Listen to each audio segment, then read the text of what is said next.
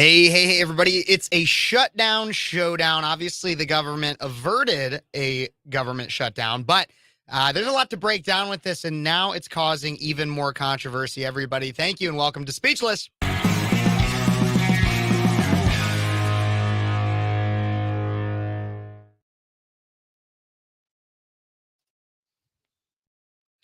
Hey, everybody. Welcome back to Speechless on City's 92.9, the news and talk of Bloomington Normal. I'm your host, Phares, 22-year-old conservative college student out of Central Illinois. Obviously, if you're listening on the radio, you know we're here out of Central Illinois, but you don't have to just be listening on the radio. You could also be viewing this broadcast. Yes, it's on Facebook, YouTube, Twitch, Twitter, and Rumble, everybody. Facebook, YouTube, Twitch, Twitter, and Rumble. Thank you so much for tuning in. I have a lot to talk about today, guys, but I first want to give a big shout out. The reason why we're able to do all of this streaming, and you can go on and like, subscribe, share, comment, ring that notification bell, push it to all of those fun things.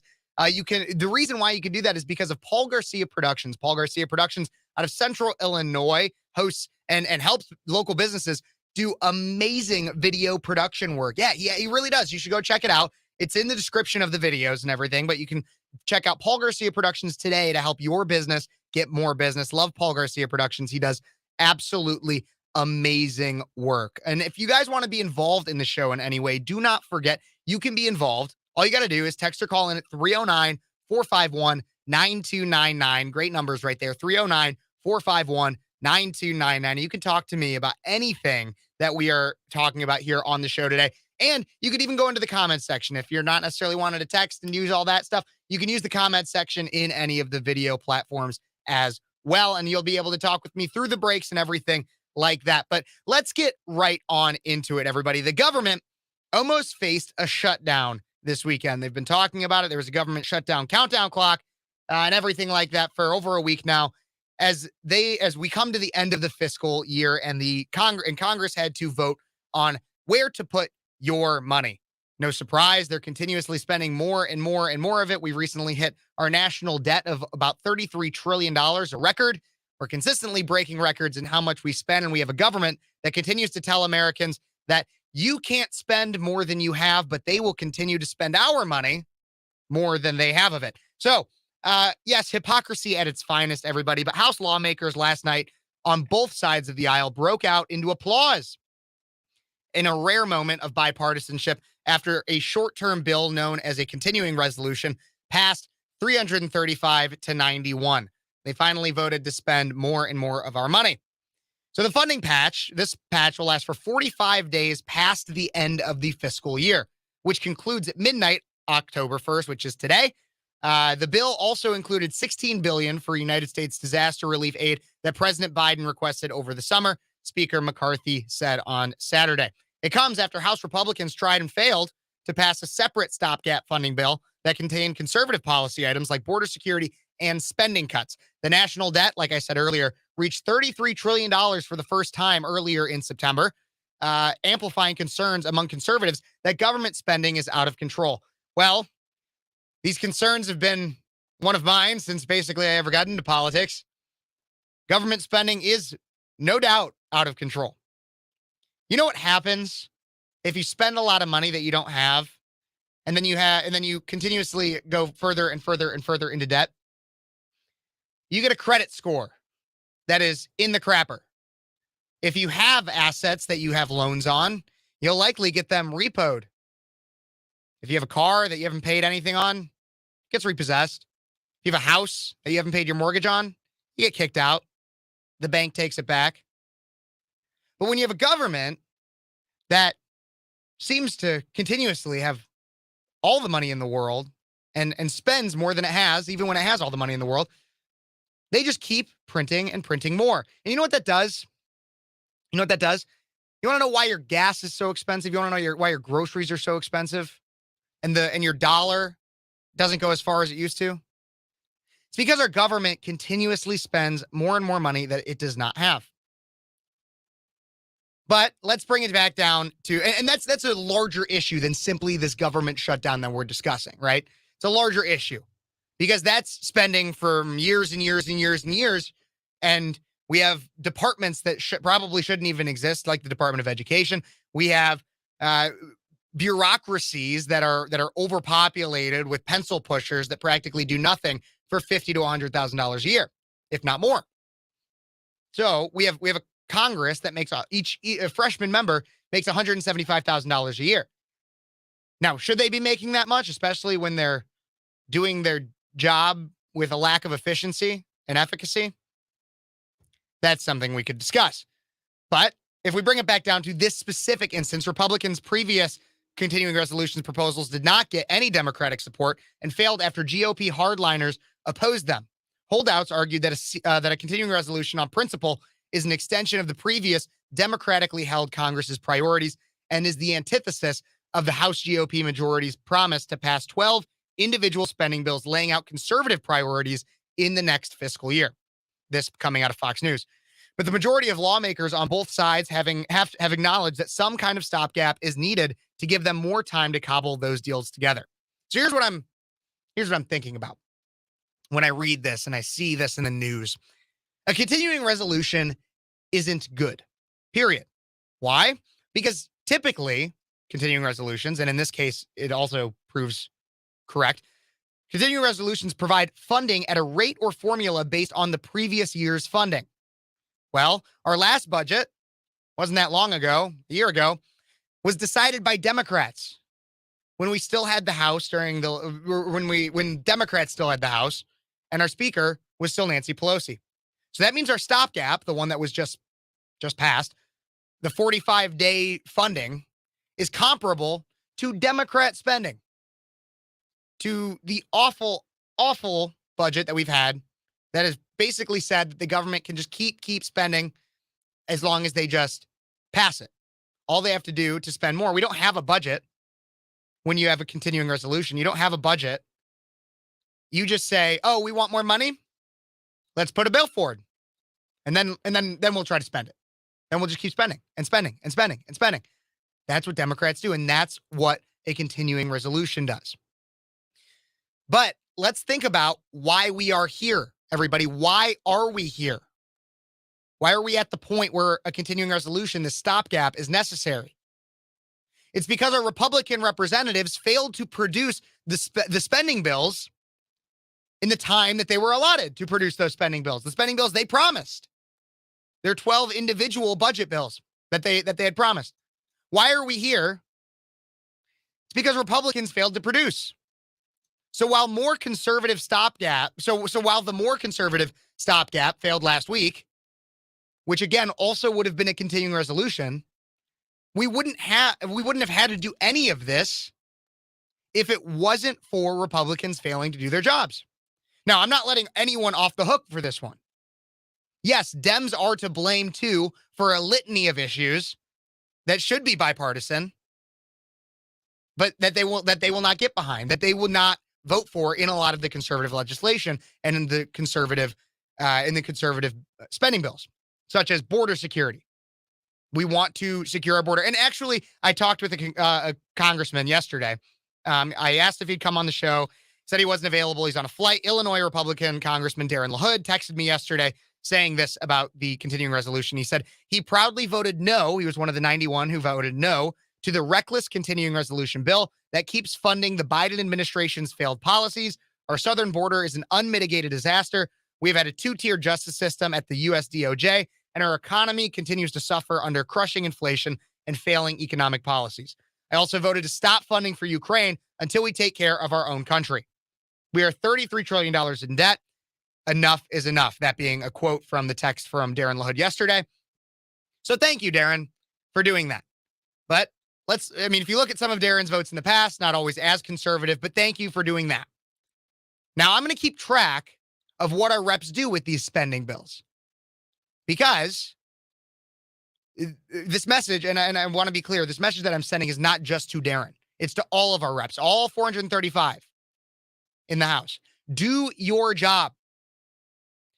Do your job. Produce those spending bills. The ones that give us a clear budget. And do not allow our Congress to just continuously spend and spend and spend more than they have. More of our money. That's what I always hate.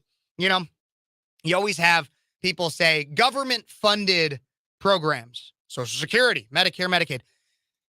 Let's stop saying government funded. And I've been saying this for a while, and I've said it on this show before, but I just want to remind everybody, let's stop saying government funded. Every time they say government funded, it means taxpayer funded, me funded, you funded. Let's stop saying government funded. Because what is the government funded by? You and I, everybody. You and I fund the government. So screw saying government funded. You and I are the ones that fund the government. And for them to continuously spend our money in reckless ways, many Democrats were holding out on passing any type of, spending legislation because there was no way it was going to pass with Ukraine aid. Because the majority do not want to fund Ukrainian aid.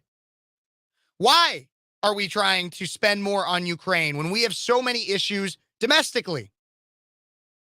Again, like Darren said in his text that I just read, our border is in shambles.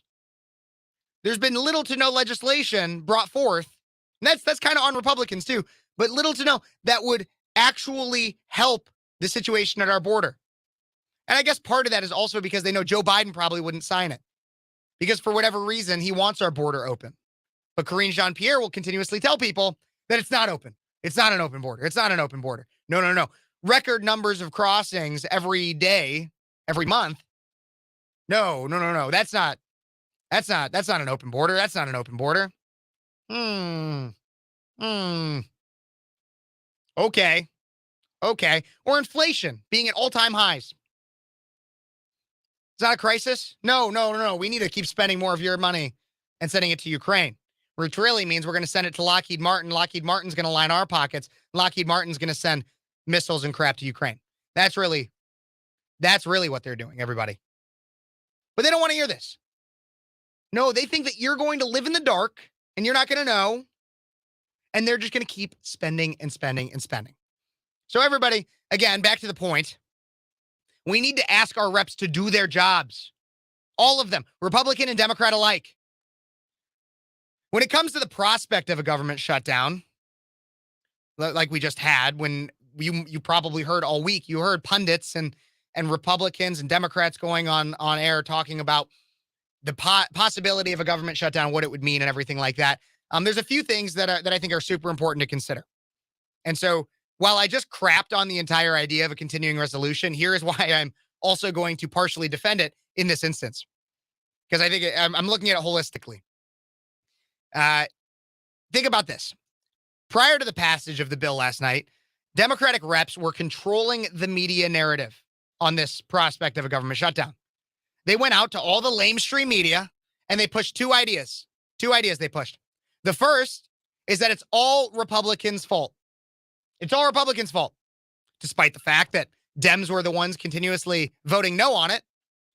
They were pushing that it's all Republicans' fault. And I'll tell you, it's an easy sell for them to say that if nobody actually looks at who's voting no. You want to know why? It's because Republicans currently hold the majority in the House. And so for them to say it's all Republicans' fault, well, to your low information voter that hears a quick clip and a quick headline and maybe has the news on in the background while they're doing whatever at work, they might believe that. So the Dems were controlling that narrative. Also, the second message that they push is the appeal to emotion of all the people that will be furloughed or working without pay because of the shutdown. And while I have some empathy, I do, significant levels of empathy, and I don't want military members and certain necessary workers in terms of maybe security and other things such as that. I don't want them to have to go without pay. I also know that the people that are pushing this appeal to emotion, the people on your Democratic reps going on CNN and MSNBC, all of them saying it's Republicans' fault and you're going to be forcing all these people to go without pay and such and such and such and such. They don't really care about the pay for our military members. No. There's one paycheck they care about, and it's their own. That $175,000 a year that they get out of our pockets. That's what they'd be missing out on if the government were to be shut down. They don't care about the military members. They don't care about everybody else. No, they care about their own. That's why they don't want the government to shut down, because they get $175,000 for a part-time job. You guys realize that, right? Being a congressman is a part-time job. You want to know what fills up the other half of their time? Campaigning for their next election. In a 2-year term, half of their term is spent campaigning to get reelected. So what they care about is their money. What they care about is their money. I don't want a government shutdown for the people that are actually doing their jobs. Military members, some TSA members, people that are necessary. I don't want a government shutdown for them. It hurts them. And they're, for the most part, good people. But I do want a government shutdown for the people that are doing a crap job in Congress. That's who I want a government shutdown for. And obviously it was averted, yes. And we're going to break down that bill a little bit more. And we're also going to talk about the feud that is being stoked between McCarthy and Gaetz. Spoiler alert, I hate both McCarthy and Gaetz in this situation. And I'm going to break down that exactly as to why. We're going to cover that in the next segment, along with a litany of other things that is coming out because of this spending bill, including a fire alarm being pulled. All of that and more today, guys. But we got to take a break here quickly on the radio. Don't worry, I'm still on Facebook, YouTube, Twitch, Twitter, and Rumble. Don't forget, you can like, subscribe, share, and comment. But we're going to be right back. I got to take a break here on the radio. Everybody listen to these advertisers. They do great work supporting us. But I'm live here right now. Don't forget, you can call in at 309-451-9299 if you disagree or have something to add. 309-451-9299. I'd love to hear from you. We'll be right back with more Speechless on Cities 92.9, the news and talk of Bloomington, Normal, and beyond.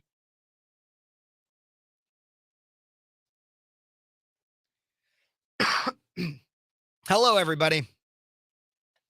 Let's see who we got in. M-Skim, good to see you. Thank you for joining. I see you, Oklahoma Chicken Cam. Thank you, thank you, thank you.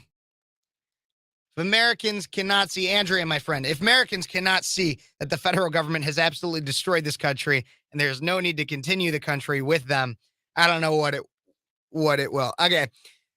I know you're getting into that debate about anarchy. I am not an anarchist. I do believe there is a necessity for a federal government, but I also think that they're doing a crap job. But that doesn't mean that they couldn't do a good job. I'm nursing, getting over something. I've been losing my voice, but I'll get through it today, guys, because there's a lot of good messages that we got to get out here. The only similarity that avoidance and accountability have is they both start with the letter A. Accountability is never achieved with avoidance, spending more than you take in equal negativity. Can evil people start doing a good job? No. What I meant is that we need to vote people out and vote better people in. That's my plan. But a society that lives in the dark will never do that. An Oklahoma Chicken Cam says it best.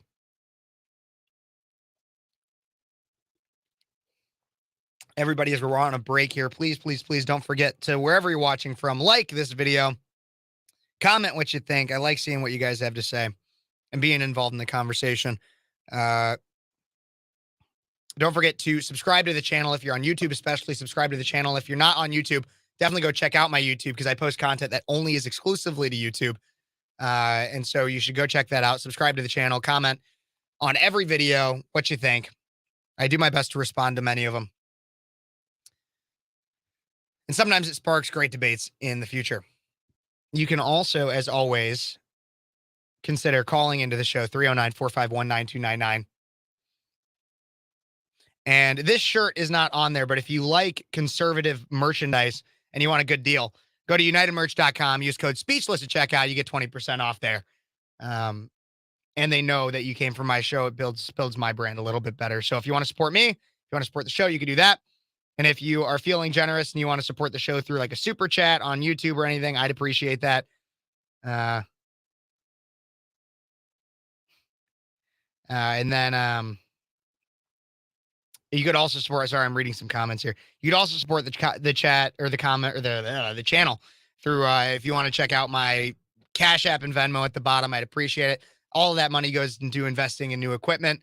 and putting more time, obviously, time, energy, and money into the show so that I can bring you guys the best quality content, trying to get more equipment so I can do more on the street stuff outside of the studio, set up a studio in my house or my apartment so that I can I can have stuff done more throughout the week so it doesn't always require me coming into the studio. So if you want to support the show, those are all different ways you can do it. As always, supporting the show could always just be liking the videos, commenting, everything like that. But we're about to come back here on the radio, so we'll be right back. And we are back with Speechless on Cities 92.9, the news and talk of Bloomington Normal. I'm your host, Kev Phares, 22-year-old conservative college student out of Central Illinois. Thank you so much for tuning in wherever you're tuning in from, whether that's the radio, or you could also be tuning in on Facebook, YouTube, Twitch, Twitter, and Rumble. All you got to do is go look up Cities 929, or you could look up Speechless with Kev Phares, last name Phares, Phares, pronounced like Ferris Bueller, spelled radically differently. And we're talking about all things government shutdown today and how it was averted. Government shutdown was averted yesterday by both the House and Senate voting on a spending bill, a continuing resolution that was arguably irresponsible, however, somewhat responsible in terms of the fact that we would like to avoid a government shutdown for our military service members and many other people that would have to go without pay.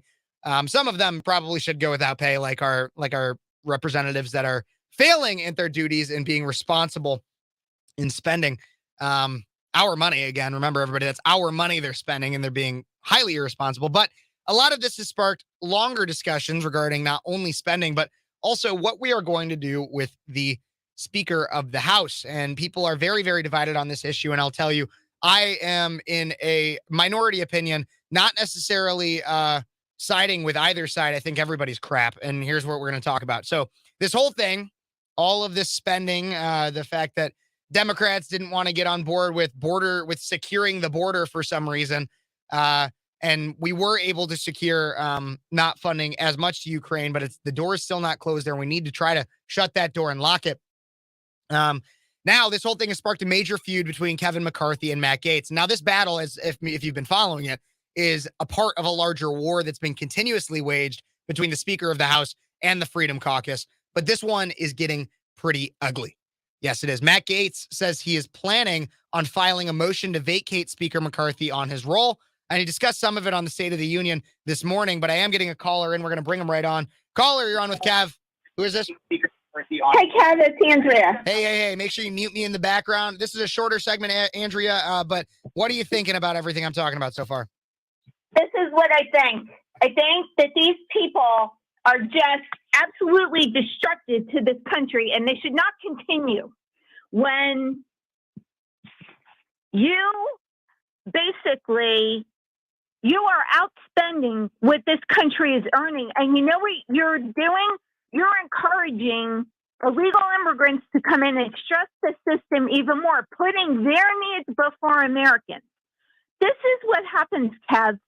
When your boss gives you a deadline and you don't meet that deadline, you know what happens? Fire you. When they give you a marketing budget and you overspend that marketing budget, you get fired. When you consistently make bad decisions, you get put out of a job. And I'm not talking about less poison or new poison. I'm talking about no poison. Because let me tell you something.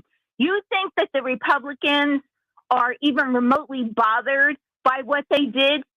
They're not bothered. They laugh at you. See, once the American people wrap their head around the fact that these politicians hate them and hate the country, and the American people's suffering makes politicians happy, then you can wrap your head around really, really, really tiny, fearful government. No, absolutely. Absolutely. Well, we're coming to the end of the segment here, Andrea, but I really appreciate that take. And I love that analogy. Any other job in the world, and I talk about that sometimes on this show. I'm surprised I didn't bring it up this time, but thank you for doing it. Any other job, you don't meet your deadline, you get fired. So everybody, let's get out there and fire these bad people. I know we don't always agree in terms of what we should do with the government, Andrea, but I'll tell you, we need to at least get rid of a lot of these people that are in right now so that we can get better people in there. And that takes everybody voting, because that's the system that we live in right now. Everybody, we got to get out there and vote. to fire these people. Tell them, what does Donald Trump say? You fired. Thank you, Andrea, for calling in so much. Awesome. Everybody, that was Andrea. Thank you again, Andrea, for calling in. Everybody, we got to take a break here on the radio. Don't forget, you can text or call in at 309-451-9299. Again, that number is 309-451-9299. I'd love for you to be a part of the conversation. Matt Gaetz, Kevin McCarthy coming up after this.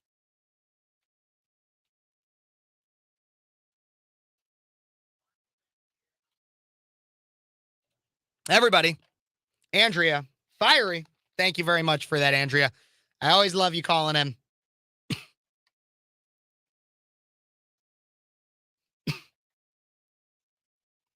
I love this, Becky. Becky, great take. Great take, Becky. Mandatory drug testing. There's a lot of things we should put on our representatives. A lot of things. We should expect more. We should expect more. Absolutely, we should expect more. I agree.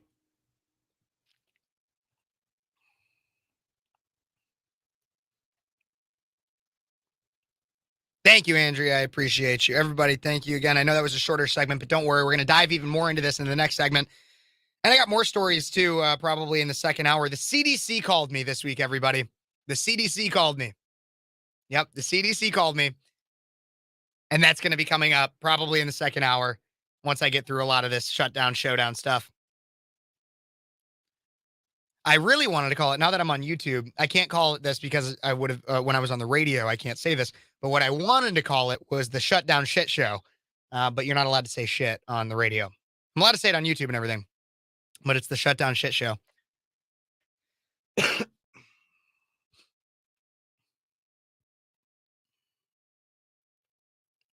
This is true. But we know that the FBI, the DOJ, our investigative and justice bodies, no.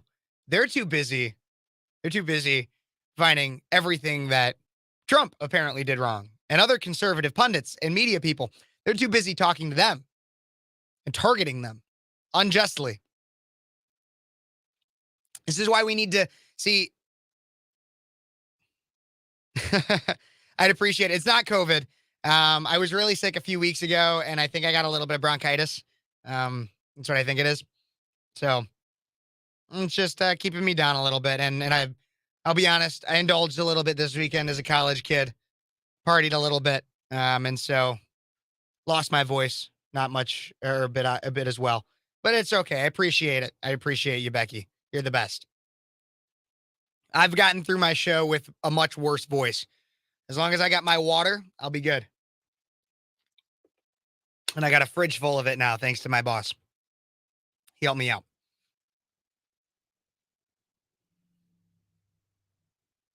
I'm watching my fantasy. I got some fantasy football up there. They're in OT 31-31 for Washington and the Eagles. Fascinating watch there. I know many of you guys, you might not be football people. I know it gets a little woke, but God, it's the game. It's the game for me. Keep the politics out of it. I'll turn that kind of crap, the politics crap off. But I love me football. I love watching some football. And I love talking to you guys, and I love having a show and everything. But the hard part for me is the timing during football season, 3 to 5 on a Sunday. Man, that's why we got this. That's why we got my TV up here. Watching that game. I got my fantasy on my phone. Any games you guys are watching today? I know it's off topic, but we'll get back on topic in about a minute and a half here when we come back on. If you guys have any games you guys are watching, I'd love to know which one. I think the Bears crapped the bed again today. Of course they did.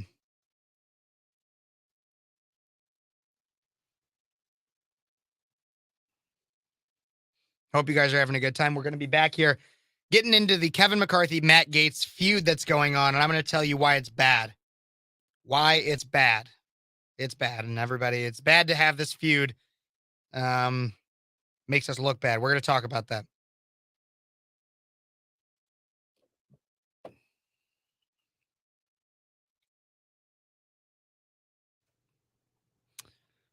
So I got about 45 seconds here, and then we'll be back, everybody.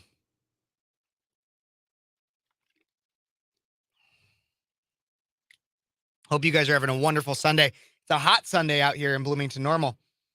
I might start off with that. Just a little bit about the weather. That's a Midwest thing. I don't know. Maybe it's a national thing too, but everybody always conversations about the weather. I don't know. Every time. My mom, I'll get on the phone with my mom, people I know super well, and we just start talking about the weather. There's a song kind of like that. Forever and Ever, amen in that. I'm gonna love you forever. That's as long as old men sit and talk about the weather. Yes, I'm an old man. All right, everybody. We're coming back here.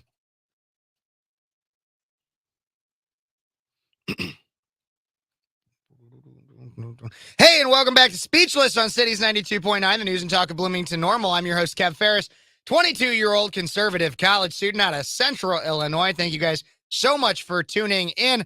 You might be tuning in on the radio, but just so you guys know, if this is your first time ever tuning in and you haven't heard me give you this spiel before, you can be tuning in right now, if you're not driving, on Facebook, YouTube, Twitch, Twitter, Rumble, where you can see me in the studio. You can see my ugly mug. They always say, you always hear when you host a radio show, people always tell you, oh man, you got a face for radio. It's a classic joke. Everybody always says it. Well, apparently my face is good enough for YouTube now because a lot of people are watching me on there and Facebook and YouTube or Twitch, Twitter, and Rumble. So you can go check me out there. You can interact with me and I can interact with you and look at me, look at you. We're going to be having a good looking time. That's what Ty Smith always says, my good buddy.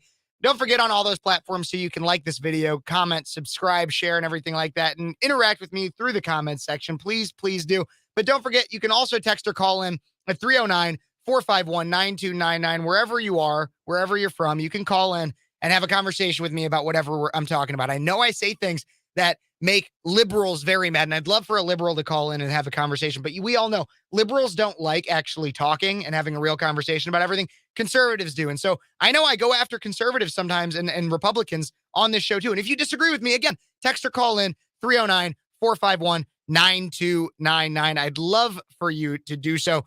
Right now, we're going to get into this conversation here. Kevin McCarthy and Speaker of the House, Kevin McCarthy, and Congressman Matt Gaetz out of Florida are continuing their longstanding feud between McCarthy and the House Freedom Caucus. Now, Matt Gaetz is going to say that he is going to file a motion to vacate Speaker McCarthy of his role. He discussed this this morning on State of the Union. It's on CNN. I have that clip pulled up. You can see it if you're on Facebook or YouTube or anything like that. But I'm also going to play it here on the radio. Let's take a look and a listen to what Matt Gaetz had to say about filing a motion to vacate the Speaker of the House. So you have been threatening to topple McCarthy, issue a motion to vacate the speakership if he worked with Democrats to fund the government with a clean CR, a clean government spending bill, which is exactly what he did on Friday and Saturday. The House gavels back in tomorrow at noon. Are you going to make a motion to vacate? Speaker McCarthy made an agreement with House conservatives in January. And since then, he has been in brazen, repeated material breach of that agreement. This agreement that he made with Democrats to really blow past a lot of the spending guardrails we'd set up is a last straw. And then overnight, I learned that Kevin McCarthy had a secret deal with Democrats on Ukraine. So as he was baiting Republicans to vote for a continuing resolution without Ukraine money, saying that we were going to jam the Senate on Ukraine, he then turns around and makes a secret deal. Now, I know you and I probably have different views on U.S. involvement in Ukraine, but however you think about that question, it should be subject to open review, analysis, and not some backroom deal. So I do motion to vacate tomorrow? I do intend to file a motion to vacate against Speaker McCarthy this week. I think we need to rip off the Band-Aid. I think we need to move on with new leadership that can be trustworthy. Look, the one thing everybody has in common is that nobody trusts Kevin McCarthy. He lied to Biden. He lied to House conservatives. He had appropriators marking to a different number altogether. And the reason we were backed up against this shutdown politics is not a bug of the system. It's a feature. Kevin McCarthy's goal was to make multiple contradictory promises, to delay everything, back us up against shutdown politics, and at the end of the day, blow past the spending guardrails he'd agreed to. So how many Republicans? So that was Matt Gaetz on State of the Union this morning, saying that he's going to file a motion to vacate Speaker McCarthy. He listed a litany of issues that McCarthy has violated in terms of his the very, very strict agreement that they reached back in January when they were voting on the speakership. Remember, it took 15 votes one of the longest votes to elect a speaker, I believe, if not the longest vote in the history of the United States. If I'm wrong, correct me in the comments, text me the correction. I don't know exactly, but I believe it's the longest one in the United States history.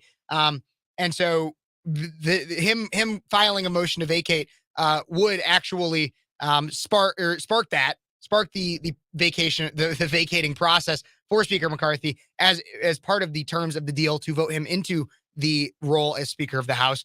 And this is causing a lot of division. It's causing a lot of division among even just Republican circles as to what should actually be done. I have my own opinion, but I also want to ensure that we get both sides of the perspective after Matt Gaetz was on that show earlier today. Kevin McCarthy was on Face the Nation and actually responded to that. And so we're going to listen to that clip real quick, exactly what Kevin McCarthy had to say to the threats made from Matt Gaetz to file the motion to vacate. There is a lot to get to with you. I want to start, though, on the news this morning from Congressman Matt Gaetz, who says he's going to seek a motion to vacate. He's going to try to oust you as Speaker of the House. Well, that's nothing new. He's tried to do that from the moment I ran for office. Look. Well, this time he says he's going to keep going. May not get there before the 15th ballot, but it took 15 for Kevin McCarthy. He says he's coming for you. Can you survive? Yes, I'll survive. You know, this is personal with Matt. Matt voted against the most conservative ability to protect our border, secure our border. He's more interested in securing TV interviews than doing something. He wanted to push us into a shutdown, even threatening his own district with all the military people there who would not be paid, only because he wants to take this motion. So be it, bring it on, let's get over with it, and let's start governing. If he's upset because he tried to push us in a shutdown and I made sure government didn't shut down, then let's have that fight. So part of what he said is true. Matt Gaetz did vote against part of, and this is what politics always does. So this is really interesting to me because there will be a bill that has a lot of things in it, but it'll have one thing in it that people focus on. So what Speaker McCarthy was saying there is that Matt Gaetz voted against a bill that would have helped secure our border, provided funding to secure our border. Okay, well, Matt Gaetz did vote against a spending bill that did include that last week. It was a spending bill that ultimately failed, and part of the reason was because far-left Democrats were the primary voters against it, but also some Freedom Caucus members and conservative Republicans voted against it simply because it was a continuing resolution, which I laid out earlier in the show as to why a continuing resolution in and of itself is irresponsible, because it basically allows the government to just keep spending your money as much as it wants, as long as everybody votes on it and it passes. So yes, Matt Gaetz did vote against a bill that, and they do this all the time. Democrats do this a lot. They'll have, like, they had an infrastructure bill, right? Remember the massive infrastructure spending bill from a few years ago? And they were like, well, conservatives voted against something that would have provided more money to some police officers. That might have been what they said. I don't remember exactly the verbiage, but they said things like that. Like, they voted against a bill that would provide X. Well, the reason why they voted against it wasn't because it provided X. They voted against it because it was a multi-trillion-dollar bill that was just irresponsible spending. And that's kind of what McCarthy did there. And I kind of hate when politicians do that. But he did mention a little bit about how Matt Gaetz does seem to be seeking a lot of media attention. He consistently has, and I do question some of what Matt Gaetz has to say, but I also question what McCarthy has to say. So I'm very divided on this issue. So here's a hot take, everybody. Here's one of Kevin's hot takes. I hate everyone in this situation. I don't like McCarthy. Like Matt Gaetz said, he has yet to release the January 6th tapes that he promised to release. He was supposed to be harder on new and enhanced spending, but he hasn't been. He also guaranteed a vote on congressional term limits, but no ball has started to be rolled on that issue. All of that said, he has opened the impeachment inquiry into Joe Biden, which is a good first step and is way better than any Democrat alternative. And along with that, Matt Gaetz continuously, and so that's where I get into Matt Gaetz. We have Matt Gaetz. Matt Gaetz is a strong conservative fighter that I think sometimes chooses the wrong battles. What do I mean by that? We have to remember, we did not get the red wave we expected in 2022, everybody. The Republican majority in the House is slim and is stoking division in the party that makes us look bad. Public perception is crucial, especially as we head into 2024. Remember, 2024 isn't just an election for the presidency. It's an election that Republicans could take back the Senate. We could strengthen our House majority that we currently have that is slim as is. We have statewide elections. We could take back we could have states that entirely flip.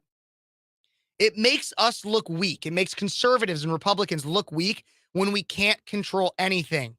And what do I mean by that? We can't even control our own party right now. Who wants to vote for a party when it comes to a low info voter that, again, I talk about them all the time because they're the ones that genuinely swing elections. Look, the people that are watching right now, the people that are listening, you're the people that are most likely to vote. And so what goes on in the media isn't usually for you, or like in the mainstream media, right? The media that's mainly just a headline. It's nothing, usually not of significant substance. It's not for you.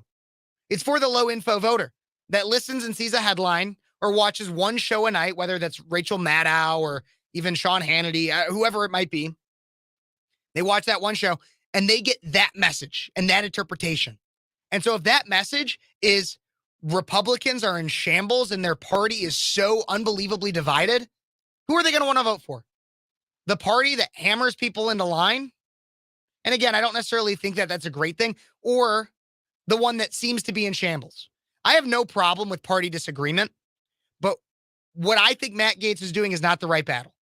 I think I don't think that Matt Gaetz is going about it the right way in any way at all. And so recognizing, yes, McCarthy might not be the best person for that job, but he's the one that we could get in because other people tried to remember. I'm old enough to remember January, and I hope you are too. In January, there were some members that were trying to push for possibly Byron Donalds to be the Speaker of the House. At one point, I believe Matt Gaetz even voted for Trump to be Speaker of the House because technically, constitutionally, anybody can be Speaker of the House. It doesn't have to be a congressional elect. But the only person that people could ultimately get behind, that the majority of people could get behind, because remember, you also need Democrats to vote on this too, was Speaker McCarthy. So, do we want to waste our time with infighting, or do we want to actually come together and try our best to pass legislation with the team that we have? I don't think what Matt Gaetz is doing is the right move. It's fine. It's all fine. It's good. It's fine to call out the shady backdoor deals. It's fine to go on and talk about that you don't think McCarthy is the best person for the job. But if he actually files this motion to vacate, I think that's bad. I don't think that's a good idea. McCarthy, while he hasn't been living up to everything, he has done some good things. And no, I don't trust McCarthy either. I do agree with Matt Gaetz on that. I don't necessarily trust the guy either, but he's what we got. I also think Matt Gaetz leans way too much into the Machiavellian theory that the enemy of my enemy is my friend, while ignoring the rest of the quote that says, the friend of my enemy is my enemy. And we're going to cover that in the next segment. I gotta take a break here on the radio, everybody, but we're going to still be live on Facebook, YouTube, Twitch, Twitter, Rumble. I'm going to keep talking to you guys, having a good time. We're going to cover that. I got more stories too. We got later coming up probably in the next hour. We're going to talk about the fire alarm that was pulled right before this. And then I also had the CDC call me. Yeah, we're going to cover all that in the next hour. Stay tuned, everybody. We got more Speechless coming up, and I appreciate you listening. Don't forget, if you want to be involved in this conversation, you can text or call in at 309-451-9299, 309-451-9299. You could also leave something in the comments if you're watching on any of the platforms. I'm going to be reading those through the break. Thank you guys so much for tuning in. We'll be right back with more Speechless on Cities 92.9, the news and talk of Bloomington Normal and beyond.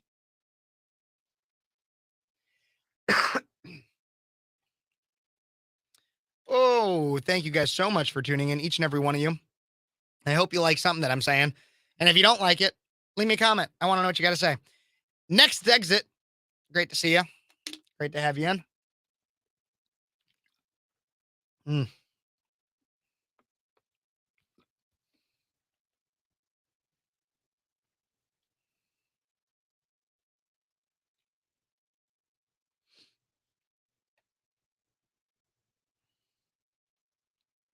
Okay, guys. Let me know what you guys are thinking in the comments about any of this. Do you think Matt Gaetz is right? I'd be more than interested to hear that. Do you think Matt Gaetz should or should not be calling to get rid of McCarthy? And tell me why. That's what's important to me. We'll be right back. I got to go grab another water, guys, but I will be right back. Grabbing another water, taking a quick break. But stay tuned. 30 seconds to a minute, maybe 2 minutes max is how long I'll be gone.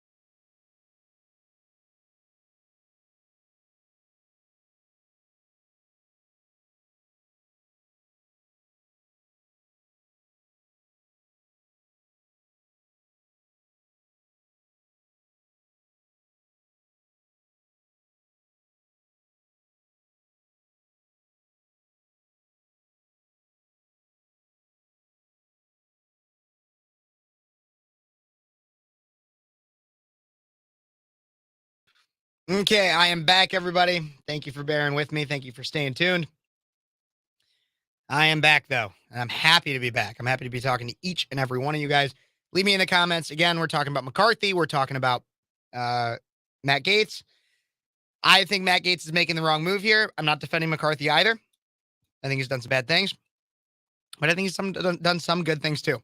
So, but I do agree with Oklahoma chicken cam part, but I want to add the asterisk that part of the Republican Party has been spineless since the end of the Reagan admin.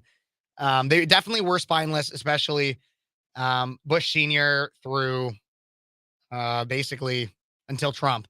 But we are seeing a rise of more Republicans that do have a spine and that are doing good things. So there's that. Fixing my hair a little bit. I got to get a haircut. It's getting too long. I don't like it this long. You guys see that? I got to get a haircut.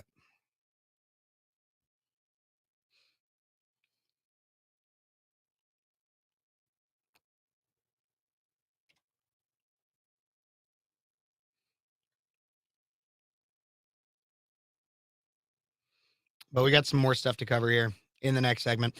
I might take a brief break in the next segment. And you guys might know I do a lot of my, I do some motivational stuff usually in the last segment of my first hour. And so I'm going to keep with that theme. And then we'll get back to all the politics. But I'll tie the politics into it a little bit.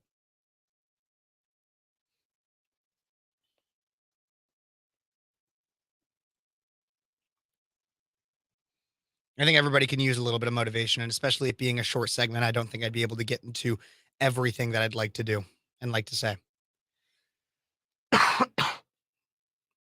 So we're going to cover that.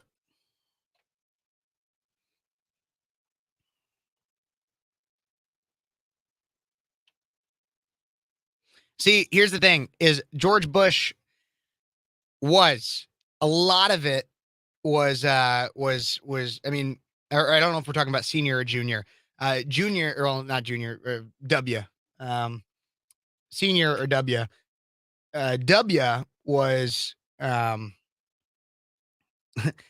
I think, was an idiot. Dick Cheney practically ran that presidency through the unitary executive theory and also was able to ram through basically all the surveillance that we have nowadays. You're right, though, when it comes to basically evil. I think senior more so. W, I think, was just dumb. This is actually something I was 100% going to say Oklahoma chicken cam. And that's something that I think, I will talk about later. But I'm going to do my motivational stuff because I always have some thoughts.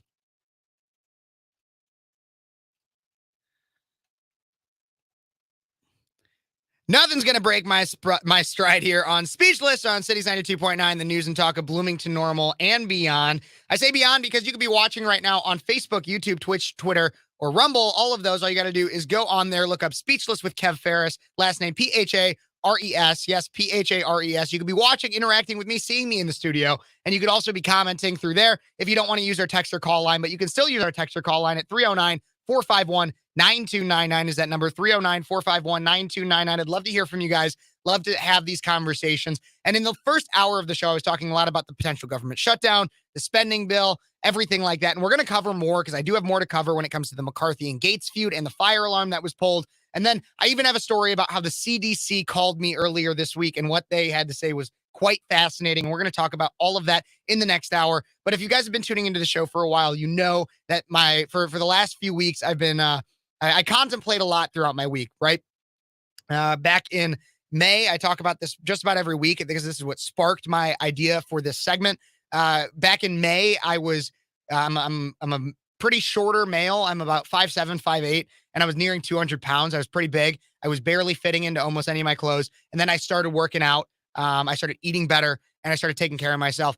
And now I'm about 165. I'm 165 pounds. And I realized I had a lot of realizations. It wasn't easy. I went through a lot of hard times. I've made mistakes. I've had problems. Some days I'll eat too much still. Sometimes some weeks I notice that the scale's getting a little bit heavier. And so I got to do something about it. I see a call coming in. I'm going to take it at some point. I'm going to put you on hold though. Thank you for calling in. I will take your call during the break. and we'll get you on. But I want to finish this thought here, because one thing that because what I've been thinking about, and last week I covered this a little bit in my motivational segment. I always want to tell people, because anything that you are going through, you have the ability to change it. And it starts with a change of mindset, everybody, whether that's weight loss, or maybe you have issues in a relationship. Maybe there's some big task that's coming up ahead of you and you feel like there's something you need to do to change it. It starts with a mindset. And so one of the first things I mention when it comes to a mindset is you need to ask yourself, is this something I am, or is it something I choose to be? Is it something I am, or is it something I choose to be? Example, am I fat, or do I choose to be fat? Am I unemployed, or do I choose to be unemployed? Am I really putting my best effort? Because if you realize that a lot of the things in your life, they do not define you. Is it something you are, or is it something you choose to be? Ask yourself that first. Another thing to add to that one, another rule is, oftentimes you hear people in my generation, especially because we are so mentally ill. If you look at it, I believe it's over 50% of people in my generation have some level of diagnosed anxiety or depression. And so that you oftentimes hear people say, it's okay to not be okay. And that's true. It is okay to not be okay, as long as you're doing something about it. We need to put that on there. As long as you're doing something about it, because it's okay to not be okay. But if you're using that as an excuse to act like a degenerate and to be a piece of crap, then no, it's not okay to not be okay, because you're continuously pushing yourself to not be okay. It's okay to not be okay as long as you're doing something about it. Do something about it. Whatever you're going through, whatever hardship you're having, do something about it. It's okay to not be okay. It's okay to relapse, metaphorically. I mean, if you are struggling with a drug addiction, I don't necessarily want to say it's okay to relapse, but if you're struggling with weight loss and you have a cheat day or something, that's okay. As long as you're going to do something about it, recognize a mistake and then reconcile it. Take accountability for your actions. That's what a lot of these politicians don't do, is take accountability for their actions. We're going to talk about more and more of that in the next hour of the show. Thank you guys so much for tuning in. Still got another hour. Don't forget to text or call in 309-451-9299. I got a caller I'm about to take during the break. Everybody, God bless you. God bless America. We'll be right back with more Speechless on Cities 92.9, the news and talk of Bloomington Normal and beyond. Okay, I'm going to screen this caller real quick. Everybody, stay tuned.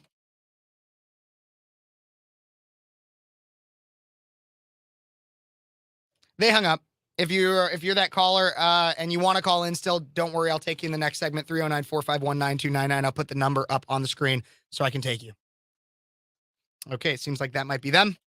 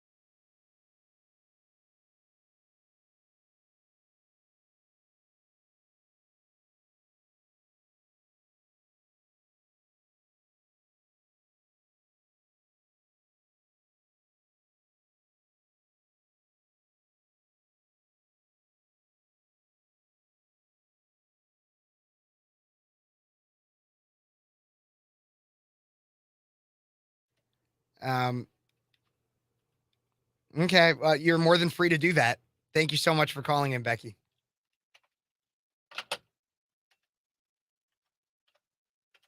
So that was Becky. Becky called in. I don't know where Becky listens from. Maybe YouTube, maybe on the radio. And a lot of you guys know Becky if you've tuned into Modern Renaissance Man's channel. She went moderately viral for saying that she was blind and only recently found out that Barack Obama was black. Very interesting caller. Called in to complain to me that everything that she listens to, or whenever she listens to the radio now, is all politics or a ball game. It's not Becky Swan. It is not this Becky. Becky Swan's a dear friend. But the Becky that called in, no. And so this Becky, though, tells me that everything, and she hates hearing it. She hates hearing about all this politics and the ball game and everything, and she's just tired of it. She's just tired of it. Well, Becky, I told Becky, and you guys heard some of the call at the end of what I said. It's like, Becky, my show has always been about politics and current events. I've had it for 2 years now. And so I don't know what you want me to do. I asked her, what can I do for you? She goes, she was like, it'd take you a lot of work to look up and talk about something else. Well, it took a lot of work to do a lot of the research and find the things to talk about, the things I am talking about. And I'll tell you, I think this is a lot more important. Like, there's other things. You want to know what other people are talking about? What some other like media is talking about? Travis Kelce and Taylor Swift might be dating. I'm sorry, but I don't really give a shit. And I could say that on YouTube. I don't really give a shit if Travis Kelce and Taylor Swift might be dating. There's some funny memes about it, and I'll give those a look and a listen. But you want to know what I care about? You want to know why I talk about the things I talk about? One, the motivational segment I just had, because I think that can help people. I think it can help people. The ideas of changing mindsets, the things. And no, I am not wise beyond my years like some people would like to claim. No, I'm wise from just the things that I've learned. And no, I'm not even very, very wise. I'm 22-year-old wise, which many would say isn't at all. But I've learned things from my experiences. And I think that there are people that could learn from those too. And so I bring those up. That's the first thing. The second thing, why do I talk about the politics? Because I care about where my money goes. And I know you care about where your money goes. And I know you do. Rich Men North of Richmond by Oliver Anthony went viral for a reason. Because I wish politicians would look out for minors, not just minors on an island somewhere. Because young men are putting themselves 6 feet in the ground, and all this damn country does is keep on kicking them down. Because if you're 5'3" and you're 300 pounds, taxes ought not to pay for your bags of fudge rounds. Because all of those messages, that's why I talk about it. So Becky, if you don't want to hear politics, go and numb your mind with some crap reality TV or something that really is inconsequential, or E! News. Go watch that, Becky. Not Becky Swan. I love Becky Swan. Becky that called in. Go watch that. If you want to numb your mind with that, that's fine. But I have people that watch and listen because they are tired and fed up too. And they're interested in hearing where this country is going to go. Because here's the thing, is people like me, not just me, I'm a part of it, but people like me are within movements to change the course of America. Because right now, it's off a bridge and it's teetering. It's a car teetering on the side of a bridge. And there's a few like me that are struggling to lift the weight of that car to bring it back on the bridge and put it right down the right track, put it on the right road. So, sure, complain that everything is politics nowadays. Maybe it is. I don't know what you want me to do about it, though, because the messages I'm saying, they resonate with a lot of people. And a lot of people need to hear these messages. And the more and more people we can get these ideas and messages to, the better. The more people we can have a conversation with, the better. So sorry, Becky, you don't like it. Not Becky Swan. I love her. I just always got to put the asterisks on there. All right, we're about to come back.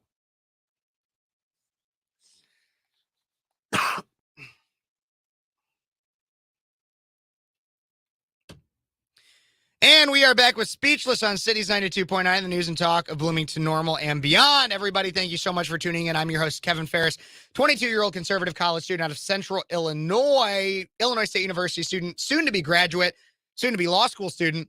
I don't know where yet. Still working on all my applications and everything like that. But thank you guys so much for tuning in. I love being able to talk with you guys on this beautiful Sunday, October 1st. Yes, it's currently October, which means it's basically Halloween, which means it's basically Thanksgiving, which means it's basically my finals, which means Merry Christmas, everybody. It's just about that time. But I don't know if that gives you guys as much anxiety as me to think about, but that's where I'm at with it. But it doesn't even feel like October 1st because outside it's a crisp 80 degrees plus. And it's beautiful, and I like it. I'm not complaining. I'd rather it be 80 degrees than like 30. But I'm just saying, it's pretty warm out there. And so I hope you guys are enjoying it and soaking it in the sun while you can, wherever you're tuning in from, because you could be tuning in on Facebook, YouTube, Twitch, Twitter, or Rumble. All you got to do is look up Speechless with Kev Phares, last name Phares, and you could find me. You can look at me, I can look at you, and we can have a good looking time. And then you can even leave me comments there. But if you don't want to go on to comments or anything like that, you can call or text in at 309-451-9299. Again, that number is 309-451-9299. I'd love to interact with you guys. I actually just had a caller. I'm going to address this a little bit on the air. I was addressing it on YouTube and everything like that. But I had a caller during the break who told me that she was just fed up. She's just fed up because everything that she turns on her radio and all she hears is politics or a ball game. And that's it. You can't find anything else to talk about. She was ripping me. Can't find anything else to talk about. Well, I've been doing this show for over 2 years now. If you tuned in last week, you knew that was my 2-year anniversary special, and I was very happy about it. I've been doing this show over 2 years now, and it's always been about politics. And I've had people that tune in and they want to listen to politics, but they don't want to hear what I have to say. I have other people apparently that tune in that don't want to hear politics. Well, then change the channel. You know, I don't like advocating for changing the channel or turning the dial, but do it. If you don't like what you hear and you don't want to hear politics, you don't have to listen. But this is what I'm here to talk about. It's what I've been here to talk about: politics and current events and a little bit of philosophy. And that's what I'm here for. So, if you don't like it, don't listen. And that's my message to you. But we're going to get right back into what we've been talking about for the last hour and go with that. To recap a little bit, I've been talking about the government shutdown that was avoided yesterday by the House passing a fairly irresponsible spending bill. It's a continuing resolution, which means basically the government can just continue to spend your money as much as it wants. All they got to do is just vote quickly on it. There's no set budget. They're going to keep spending more than they have while expecting you to not spend more than you have. And if you do spend more than you have, you could obviously get things repossessed, maybe even go to jail. Who knows?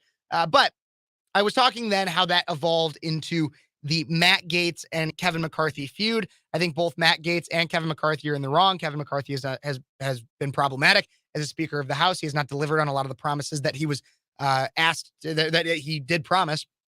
But Matt Gaetz sowing more and more division is not a good thing. And also, I think Matt Gaetz, and this is where we come to the new part, Matt Gaetz leans too much into the Machiavellian theory, Machiavelli being a philosopher that stated, the enemy of my enemy is my friend. He pushes that envelope a little bit, siding with Democrats in votes simply because, for different reasons why the Democrats are voting on things, but simply because things are not exactly to his liking. But I also want to remind him, while he's probably not going to see or listen to this, I want to remind him that the end of that quote is, the friend of my enemy is my enemy. So what do I mean by this? Well, when your position is supported by radical leftists, maybe for different reasons, but it's still the position you're taking, you may want to reflect on said position.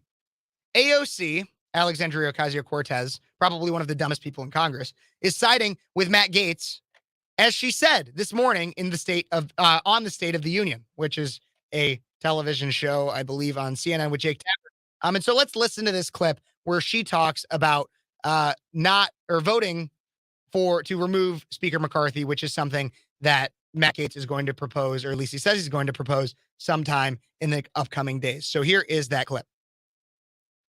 What's your take on what just happened on the threat of a government shutdown and just the whole experience? Well, I think the Republican Party right now is completely out of step with the American people. And what we saw today and what we saw this week leading up to this final hour, compromise, not even a compromise, but really capitulation by the Republican Party, we saw them go through every single possible iteration of cutting benefits. They tried to cut across the board 30% of the budgets of critical agencies like the Social.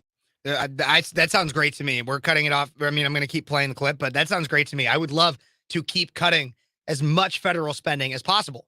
Let's cut it. Let's cut a lot. There should be very minimal federal spending. Most of the money should go to your local, most of your tax money, which we're already taxed too much, but most of your tax money should go to your state and local governments, because those are the ones that affect your life more and that you can actually have more of a direct relationship with to decide where that money goes. Majority of your tax money should go to your local government, then the second most to the state government, and then the least to the federal government. But that's just my opinion. Security Administration, they voted some of the most moderate members, quote unquote, moderate members of the Republican Party, casted votes for things like 80% cuts under the Department of Education to low income schools. This is not a moderate party. Here's the thing, get rid of the Department of Education, 100%.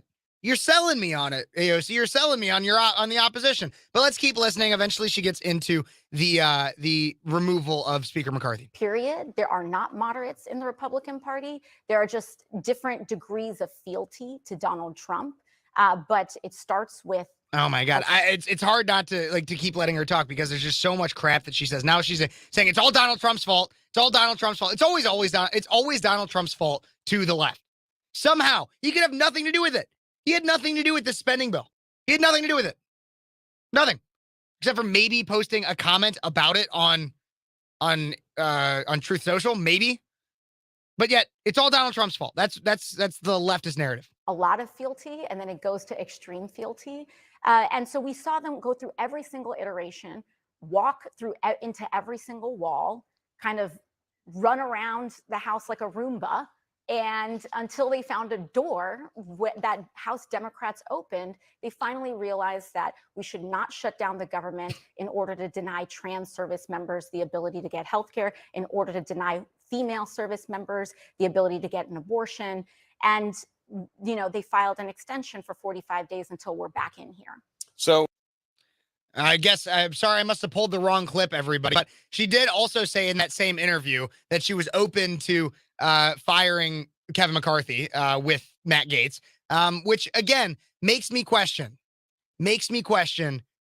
how good of an idea that is. If you're siding with the far radical left on this, is that such a good idea?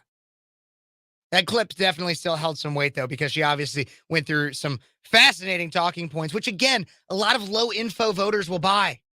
She pushed this narrative that the Democrats are the saviors of this whole thing, that they're the ones who saved it. No, this legislation in and of itself, while averting government shutdown, and there are some positives to that, is overall irresponsible legislation. A continuing resolution in terms of a budget is just a bad policy. It's just bad policy. But now here's the other thing. And I keep going back and forth with all this because I don't like everybody in the situation. I'm trying to look at it all holistically here because now another problem is arising. GOP members, because Gaetz is talking about getting rid of or filing a motion to vacate Speaker McCarthy. Now, there's some GOP members in the House that are looking to expel Gaetz for this, which is a problem. This is highly problematic. House GOP, out of Fox News, House GOP members are preparing a motion to expel Matt Gaetz, Republican of Florida, amid his renewed threat to pursue a motion to vacate House Speaker Kevin McCarthy. The House Republican members will seek to expel Gaetz if the Ethics Committee report comes back with findings of any type of guilt. One member told Fox News the report is mostly written, but does not know what it contains. Yet following threats to vacate McCarthy, the member said Gaetz, quote, "No one can stand him at this point, a smart guy without morals." I don't know exactly what that means entirely, but one thing to note is that it takes 2/3 of a vote in the House to expel a member, and Republicans are treading on thin ice with their majority. And that's why this is also a bad idea.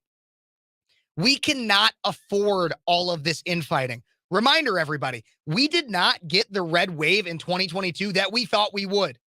Our majority is thinning. We're already down 2 members of Congress at 433 right now out of 435 due to, I forgot, I think 1 resignation and 1 death potentially. I don't remember all of them. So our herd is thinning, and we need to keep and then expand this majority in 2024. This infighting, whether that's vacating Kevin McCarthy or that's expelling Matt Gaetz, are both bad things. Let's get on the same page. We don't need to agree on everything. Let's disagree on policy. But this unnecessary infighting is going to lead to our own demise. Democrats lose based on their policy. Republicans lose from getting in their own way. That's how our system works. Because Republicans have good policy, but they get in their own way all the time. If you stick to the conservative policy, then Republicans have good policy. I'd like to be clear there. Voting to fund Ukraine is a bad idea. But Democrats lose because of their policy. When people actually look into their policy, that's why they lose. Well, actually, a Democrat is losing big, not necessarily in his election, but Rep. Jamal Bowman pulled a fire alarm on Saturday, the same day the Republicans began voting on the stopgap bill to avert the government shutdown. Yes, this is true. A Democrat out of New York, Jamal Bowman, pulled a fire alarm. And his office is saying quite an interesting story as to why it happened. Because from first glance, it would seem as though he pulled this fire alarm to distract from the vote so that they could continue to blame Republicans in the media for a government shutdown. But here's the statement that his office released. He said, "I want to personally clear up confusion surrounding today's events. Today, as I was rushing to make a vote, I came to a door that is usually open for votes, but today it would not open. I am embarrassed to admit that I activated the fire alarm, mistakenly thinking it would open the door. I regret this and sincerely apologize for any confusion this has caused. But I want to be very clear. This was not me in any way trying to delay any vote. It was the exact opposite. I was trying urgently to get to a vote, which I ultimately did, and joined my colleagues in a bipartisan effort to keep our government open. I also met with after the vote with the Sergeant at Arms and the Capitol Police at their request and explained what had happened. My hope is that no one will make more of this than it was. I am working hard every day, including today, to do my job, to do it well, and deliver to my constituents." Okay, well, there's actually a picture of him. So he's claiming that this whole thing was just a mistake and that he was trying to open the door. He thought this fire alarm, which usually is a red little box with a white lever that says on it, pull for emergency or pull in case of fire. He thought that was a lever to open a door. So you can't see it on the radio, obviously, because you're listening on your radio, but I'm pulling it up on my screen right now. This is the picture of this rep who is genuinely pulling the fire alarm. And he claims he thought it would unlock a door. There's no picture circulating of him trying to open the door first. There's nothing, no. And also, here's a quick side note. You guys can't see it again on the radio, but this rep, or this camera, this picture that was taken. Look, we have like super clear footage of January 6th, but this picture is like grainy and like hard to see everything on. You can see it enough to where you can make out that he's pulling this fire alarm, obviously. But it's how is it that for January 6th we have the clearest footage, and right now for this rep pulling a fire alarm to get out of a vote and to hopefully delay a vote, allegedly. I have to say that because he says he didn't, but I firmly believe he did. That we have a grainy photo for that. Makes no sense to me. But here's the thing. And AOC defended this. I got that clip. I'm going to pull it up in the next segment. AOC went to defend this, and it's absolutely hilarious what she had to say and the reason why she said and how she believes this. But this rep obviously did this. And here's the thing: is he should be brought up on charges comparable to those who committed the worst, and I say that with air quotes, the worst crimes on January 6th. He should be. Because anyone else pulls a fire alarm when there's not an emergency, if you make a call to the police and it's a fraudulent call, there are criminal charges that come with that. Even if it's an accident, it shouldn't just be let go. But he will be let go. You want to know why? Because he's just an innocent Democrat. He's just an innocent Democrat. That's how it works. It's our two-tier justice system, everybody. And we're going to cover this just a little bit more. And then I got some more stories. I talked to the CDC earlier this week, and that's something we're going to talk about. We'll be right back, though, with more Speechless on Cities 92.9, the news and talk of Bloomington Normal. Don't forget to text or call in at 309-451-9299. I'll take your text. I'll take your call. I want to hear what you have to say, and we'll cover it when we get back. And we are live still here. We got Crystal. Says it's BS. It's sober October. You're funny, Oklahoma Chicken Cam. I'm a college boy. This was a very funny joke. I really like this one. KFC has a Taylor Swift dinner special, 2 small breasts, 2 bony thighs, and 1 left wing. That's funny. I like it. I like it. Good joke right there. Thank you for reminding me. Frank Lucas is still out recovering after being run over by a bull at his ranch. Thank you for the for that. Actually, that really, I didn't know. I try my best. Obviously, I do my best to keep up with current events as much as possible. But I live a busy life, 1, and then 2, there's so much happening. There's so much happening. Guillotine, thank you for joining. Thank you very much for joining. Everybody, we'll be back soon. We're going to cover AOC defending her colleague pulling this fire alarm. It's hilarious. And like I said, we're going to talk about it.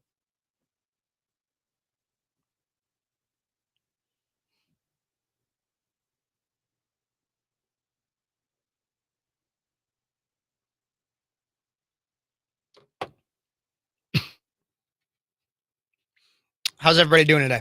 How's your Sunday going? I hope you're liking what you're hearing. And if you're not, I want you to call in and tell me what you disagree with.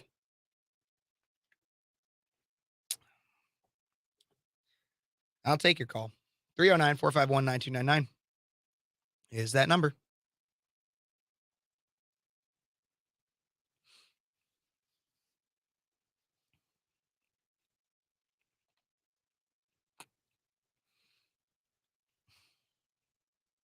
Yep, I can't say it on the radio, but it is the Shutdown Shit Show, everybody. The Shutdown Shit Show.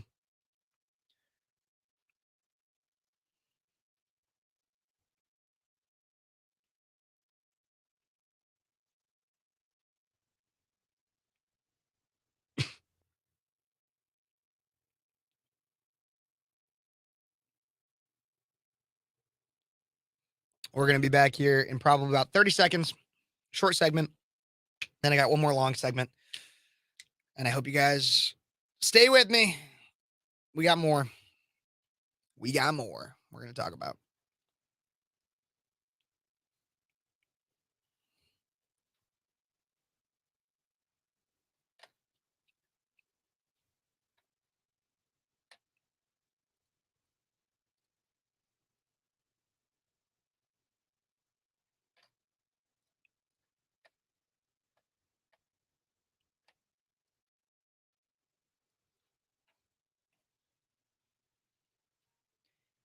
And we are back with Speechless on Cities 92.9, the news and talk of Bloomington Normal and beyond. You guys can be a part of the show if you want. You could go on to YouTube, Twitter, Facebook, Twitch, and look up Speechless with Kev Phares. Phares is my last name.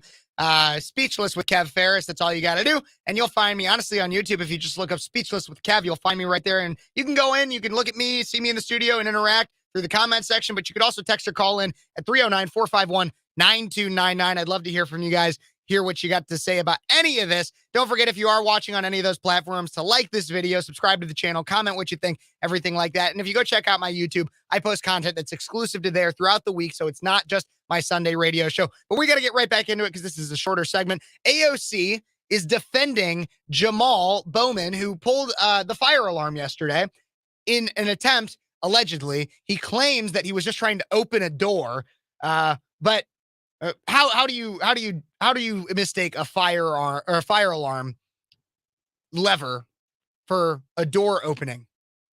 Makes no sense. It makes no sense. But AOC is defending him and believes him. This just shows either how naive, stupid, or how far some of these lefties will go to defend obviously idiotic decisions. Again, the kind of decision a dumb high schooler makes to get out of a test was made by a congressional official in it allegedly to get out of to get a vote delayed. But here's AOC and what she had to say on State of the Union to go to defend this guy. It's just I can't even believe it. There was an interesting moment over the weekend when your New York colleague, Congressman Jamal Bowman, and he's under investigation for this now after Capitol Police say he pulled a fire alarm in one of the House office buildings. Democrats were trying to delay a final vote on the bill. There he is pulling the fire alarm. He says it was an accident. He thought pulling the alarm would open a door based on the fact that the doors to his right there were locked, and there was a sign that he said he was. I think someone said it was confusing. I'll be honest, it doesn't really make sense to me, his explanation. Have you talked to him? Doesn't make sense to anybody. What's going on? I mean, listen, I think if you actually do see some of the photos of the signs, I think there's something to be said about the government's about to shut down. There's a vote clock that's going down. The exits that are normally open in that building were suddenly closed. So you pulled the fire alarm? So what I am here to say is that, and that's a CNN. That's a CNN host that just goes, so he pulled the fire alarm? That's what he said. Yeah, it's insane. And so we got a little bit more of that clip. I lost my place, but we're going to keep listening. The vote clock that's going down. The exits that are normally open in that building were suddenly closed. So you pulled the fire alarm? So right there.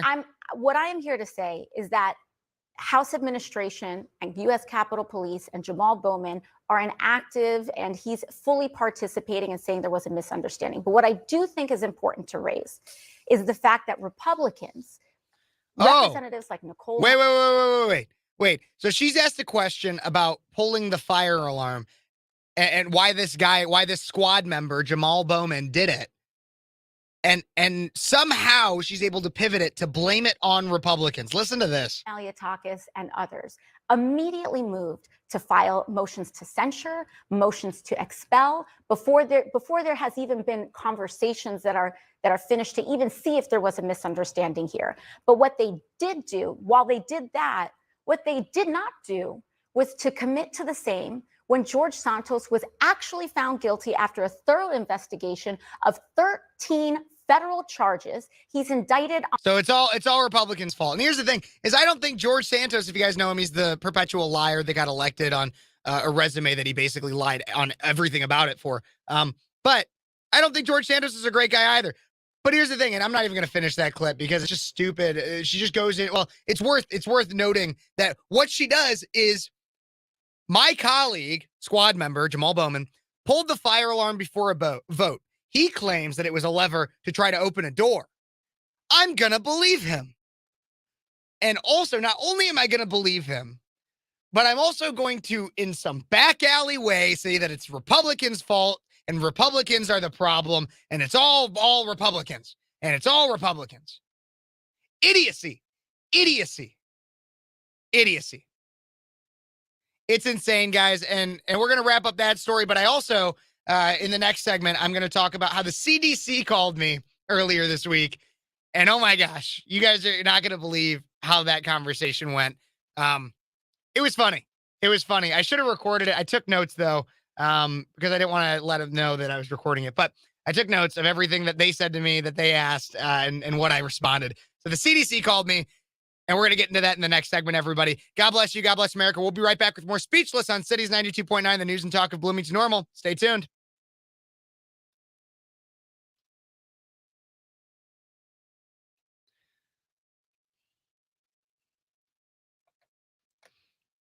Okay, guys, I got to use the bathroom real quick. I've been down in this water like it's water. And so please stay tuned. I will be right back. God bless you. God bless America. Give me 2 minutes.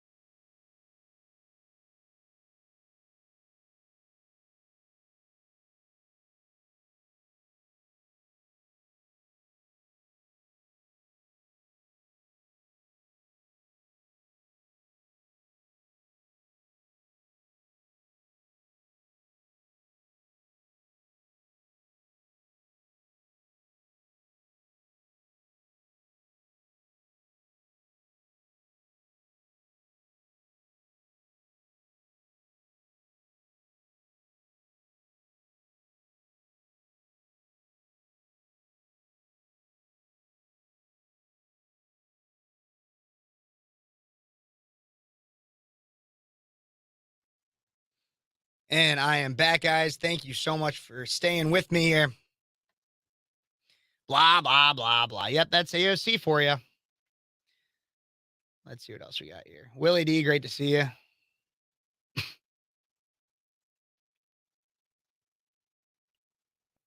Don't worry. We're going to get to that. Rainbow Democrats are delusional. Red-handed. Bowman has been seen on camera acting extreme before. I'd love to see that. If you put it in the comments or shoot me an email. Everybody, you can always shoot me an email. Contact me. speechlesskp@gmail.com. Love to know what you guys have to say. I check it daily. I've had some people respond or email me before. I think I've responded to all of them. So thank you. But you can also email that to speechlesskp@gmail.com. So email me the videos of Bowman acting crazy before. He also acted out with MTG, so I don't believe it's an accident. Yep. Surprised they aren't blaming Trump, and exactly what I would have said Oklahoma chicken can. They'll end up finding a way to blame Trump. They always do. That's what AOC did earlier when it came to the spending bill. It's Republicans and Trump's fault. Well, it's Republicans' fault, but it's ultimately Trump's fault. That's what she says.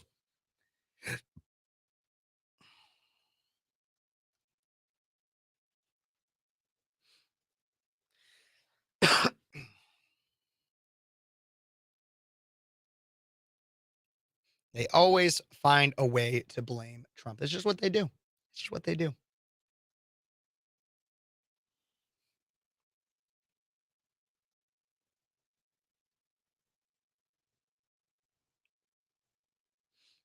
And I got some other stories. They were going to be cut for time stories, but I think I'll have time for them in the next segment, maybe.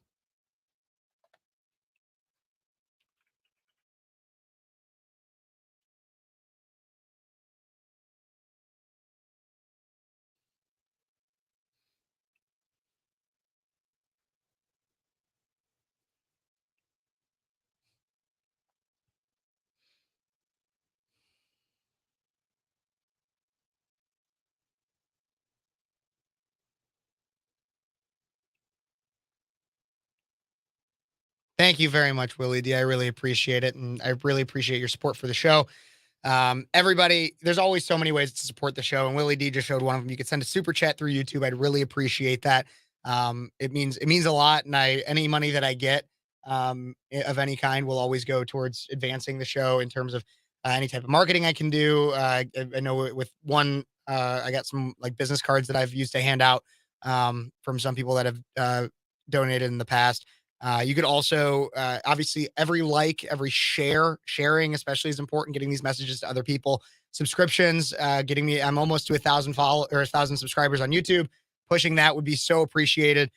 Anything like that is always appreciated. You could also check out it scrolling down at the bottom right now, my Venmo or my Cash App. That's a way to directly get the money to me. YouTube takes a little bit of everything. And so while I do appreciate super chats, and it's so appreciated, and I really love it, so that I can help and continue push the messages. Venmo and Cash App would also be super appreciated in any way. Thank you guys so much for all the support continuously. It really does mean a lot to me. When I started the show, it was just a radio show. I didn't expect it to be what it's become and where it's going. And you guys are making it what it is. So thank you so much, Willie. I appreciate it. And we're coming back. And we're back with Speechless on Cities 92.9, the news and talk of Bloomington, Normal, and beyond. We are back here. I've been talking for the majority of the show about this whole government shutdown scare that we had, the irresponsible spending bill, but I hate to say it, but the necessary evil of it to avoid a government shutdown, so that people that actually deserve to get paid, like you have military members and certain people that help with the security of our nation and defending it, to avoid them having to work without pay is necessary. However, a continuing resolution is just an awful idea. This is your first time tuning into the show. I totally forgot. Everybody, I'm Kev Phares, 22-year-old conservative college student, Illinois State University student, soon to be graduate. Thank you guys again for tuning in. You can also be tuning in on Facebook, YouTube, Twitch, Twitter, Rumble. All of those, all you got to do is look up Speechless with Kev Ferris, and you can see me live in studio here. You can interact with me in numerous ways. You could comment in the comment section, or you could text or call in at 309-451-9299. I'd love to hear from you guys. 309-451-9299. Excuse me. And then we also, I was also talking about the entire debacle that was Rep. Bowman, Jamal Bowman, that pulled a fire alarm. Yes, pulled a fire alarm seemingly to delay the vote of the spending bill last night. True story. True story. And his office is claiming that it was entirely an accident, that he thought it was just going to open a door. And AOC is inclined to believe him. It's insane, guys. These are the people that are running our country right now. But going off of all that, off track from all that, I got some other stories to cover here. The first is one I've been leading up to it for a little while. Oh my gosh. I got a call from the CDC this week, everybody. I got a call from the CDC. And so I get a call. So here's what happens. I get a call to my phone, my cell phone. It's from a random number. And like many of you guys, when I get a call from a random number, I ignore it. I let it go to voicemail. So I let it go to voicemail, and I check the voicemail because I'm always curious. What scam are they trying to set up for me today? And this is one. It goes, "Hello, this is the CDC. We are calling. We're doing surveys about COVID, vaccines, and other health-related issues. We'd love for you to take our survey. Please give us a call back at one of the following numbers." So I did. First, I looked up and I wanted to see exactly what was going on. Like if this was true. Look, I looked up the numbers and everything, and I looked it up, and they actually were doing one. It's the National Immunization Surveys that the CDC is doing. And so I'm actually looking to try to pull up their website for it right now because they had it up earlier.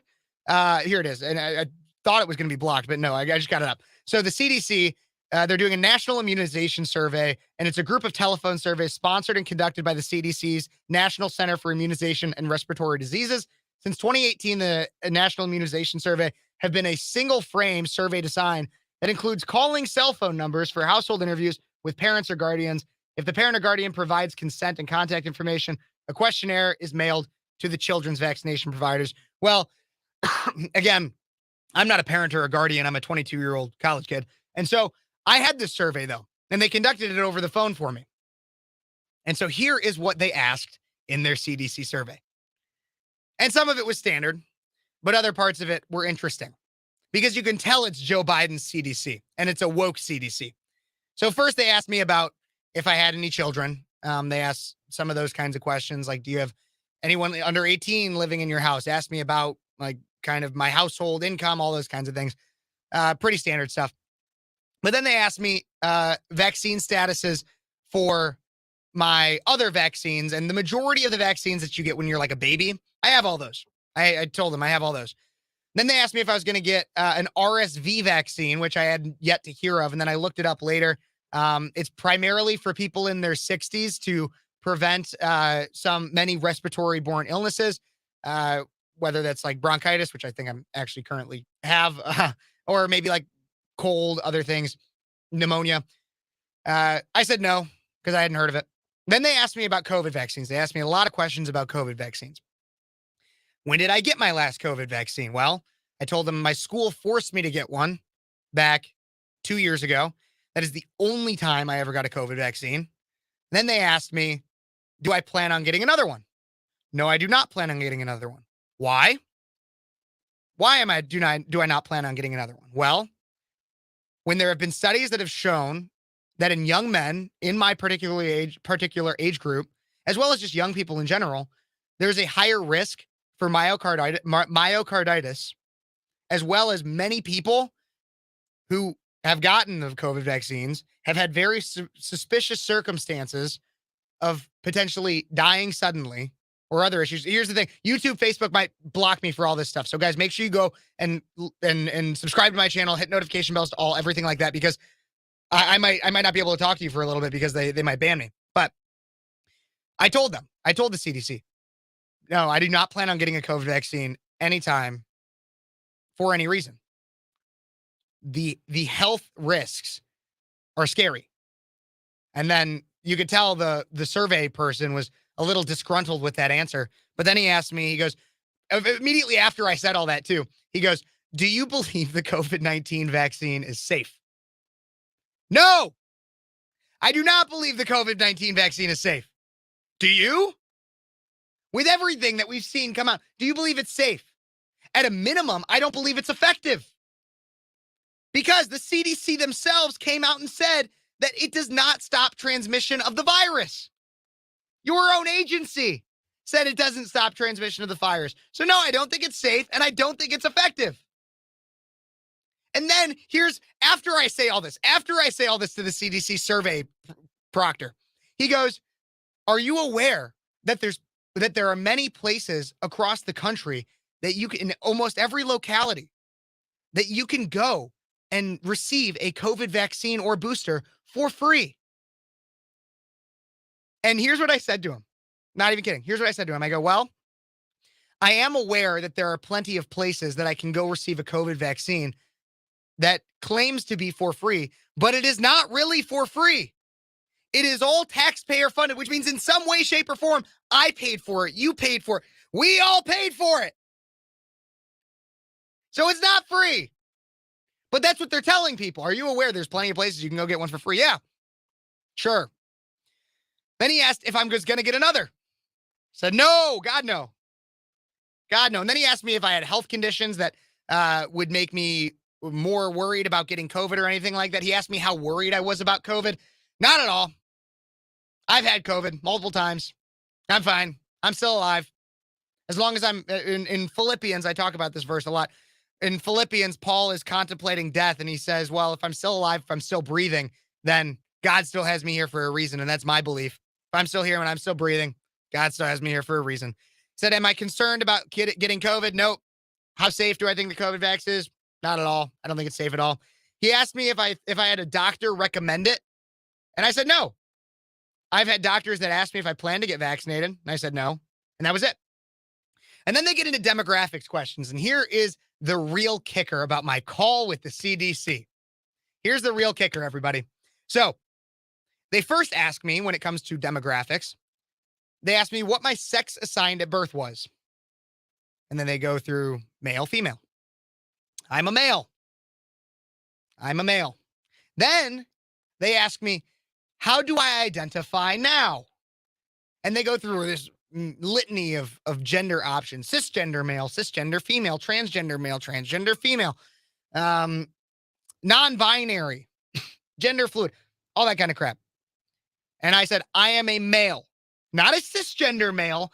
I am a male. Because cisgender is a BS term made up by transgender propagators of propaganda and these ideologues that push this false thought that a man can become a woman and a woman can become a man. I see cisgender. Cisgender is a slur, and the CDC is using it. Why do I see it as a slur? Because I'm proud to be a man, just as much as biological women should be proud to be women. There's a pride to my gender. The fact that I cannot change it. The fact that there are things that I am innately able to do that women aren't, and women are innately able to do things that I'm not. Such as for women, give birth. I'm not able to do that. For men, I have plenty of things that I'm at a biological advantage for. And there's greatness to that. And I'm proud of it. So to call me cisgender, to dilute my gender as if it is, oh, well, you were just born that way, other people can change it. No, they can't. No, they can't. And the CDC is propagating that information, or that thought, that ideology. So that was a crazy one. And then finally, we get to race. We get to race on my CDC call, my CDC survey. And they ask me, they asked me first, what race do I identify as? I'm white. They went through all of them. I'm white. Then they ask if I am of Hispanic descent or anything, like if I'm one of the, I don't know. I've never understood that. Maybe somebody can explain that to me, how like you have like white and non-white Hispanics. I don't really know exactly what that is. but explain it to me. But then here was the real thing that I got so confused by, and has led me to just, I've gone on rants about this to friends because it just blew my mind that this was a question they asked. So after asking about my race and confirming that, yes, I do believe I am white, today, I can identify as black tomorrow if I want to, if we're just going to live in la la land like the liberals. But they asked me this question. They asked, do I believe that my health care is worse than, the same as, or better than people of other races? Real question they asked me. Again, for those that, just to make sure you heard it, the CDC in a survey asked me if I believe my health care is worse than, the same as, or better than people of other races. And so I quickly said to him that I believe it's the same as. But then my head started thinking a little bit more. The gears started turning. What kind of question is that? What kind of crap question is that? Do I believe that my healthcare is the same as, better than, or worse than somebody of another race? How am I supposed to know that? How am I supposed to know that? There are 3 ways that I think I could know that.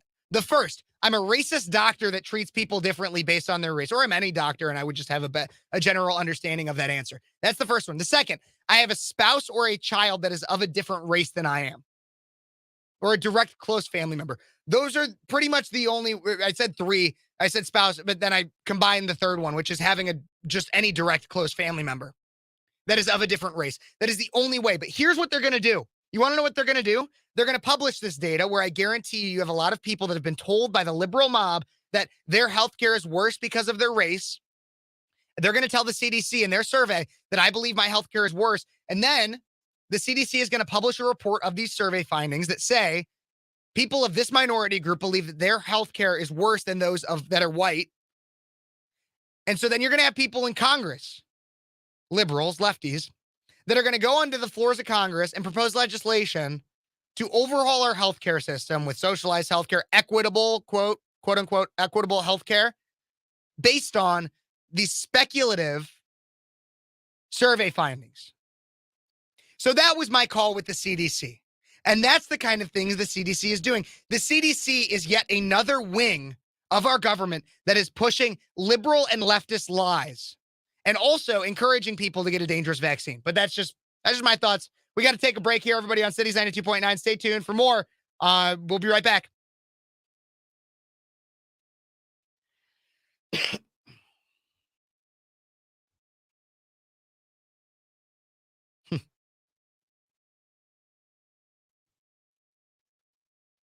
I did. I mean, it was at least a survey proctor for the CDC. This is what I can send the link right now for the information that I was provided regarding the survey.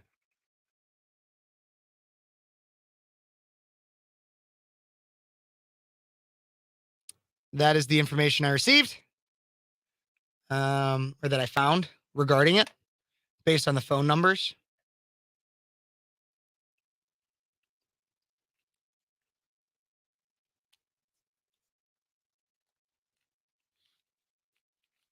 So if you want to know more, I did speak with somebody from the CDC. See, I understand this, but originally I wasn't going to call back. I wasn't going to, because I was like, I'm too busy.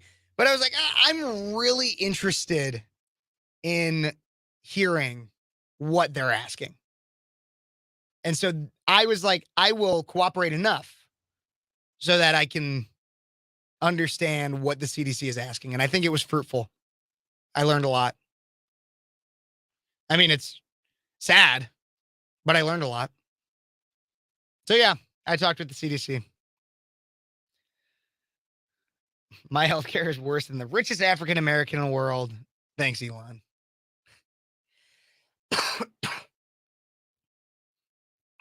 It's just insane to me.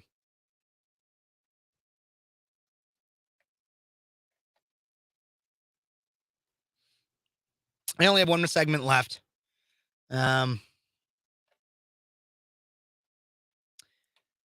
And I don't know all my other stories. I'll just shorten a story. Maybe I'll use it. I'll expand upon it in a cut for time show. Um, and I'll shorten it.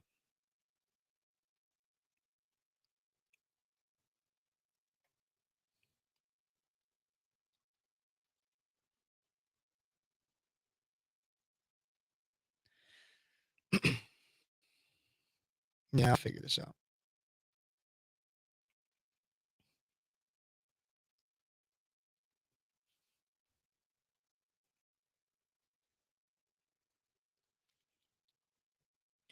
None specifically about my pronouns, but they, like I said, they asked what gender I identify as. So that would give them a better understanding of my pronouns. I'm going to cut that segment too and probably post it as its own thing on my YouTube of my call with the CDC.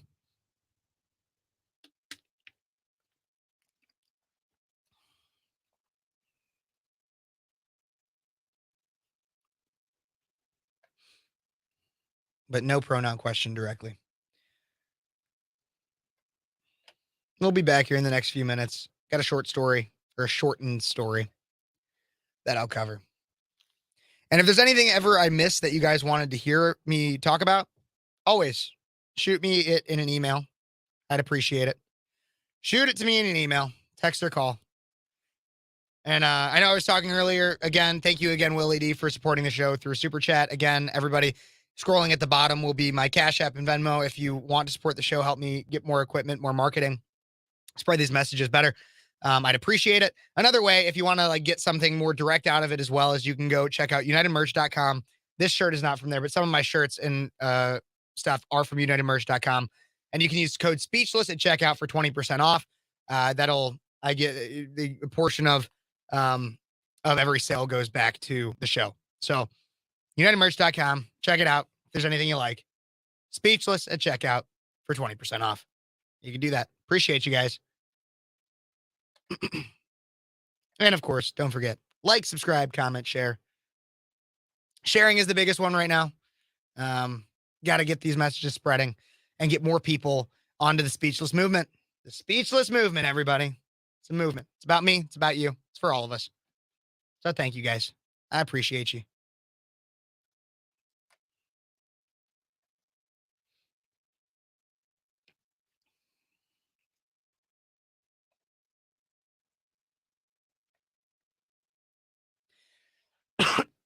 Okay, about to come back here for this last little story. Man, I really got to get a haircut. Love each and every one of you. Let's cover this last story here. Coming back.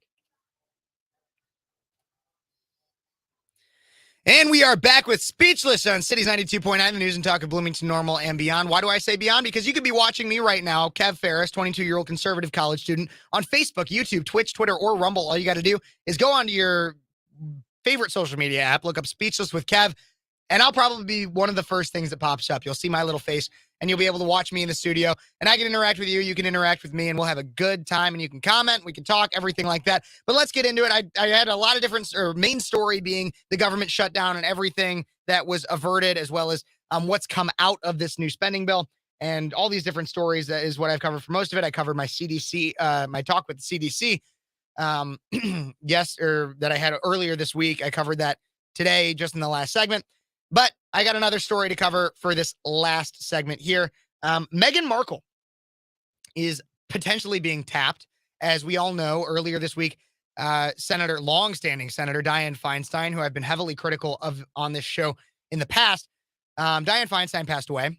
And while I am vehemently opposed to pretty much everything she ever stood for, I will say I do pray for her family during this grieving time.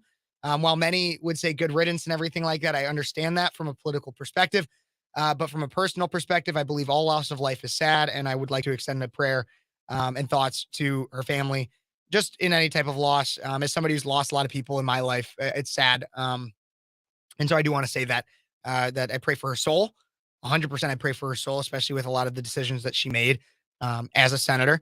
And then I do pray for her family as I am sure they're grieving. But Meghan Markle is potentially being tapped to fill this senator position. Yes, we all know the attention whore Meghan Markle, who's married to Prince Harry. Is this an attempt for the crown to work its way back into America? I don't know. I'm kind of joking there, but it's out of the New York Post. It's unlikely the Duchess of Sussex will be tapped to replace Dianne Feinstein.